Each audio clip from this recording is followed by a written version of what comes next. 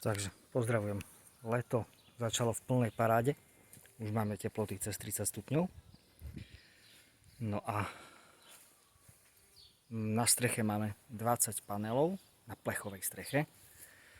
Na tej streche je momentálne 60-70 stupňov. Poďme sa pozrieť ale termokamerou, ako sa zníži teplota, ak si na ňu dáte fotovoltiku. Takže pohľad zvonku na strechu. Teplota na paneloch niekde okolo 40 stupňov. Teplota na plechovej streche cez 70.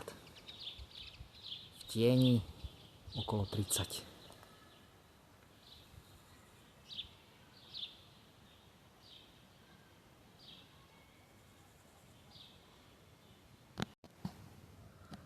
Takže vybehol som na pôjď pod strechu. Tie tmavé fľaky je tieň od orecha. A toto je teplota na streche, na plechu, okolo 70 stupňov. V tejto časti už začínajú panely a tu je teplota niekde okolo 47 stupňov. Zároveň tu pekne vidno medzeru medzi panelami, kde je teplota niekde okolo 54 stupňov. Takže panely na vašej streche vám efektívne znížia teplotu pod strechou.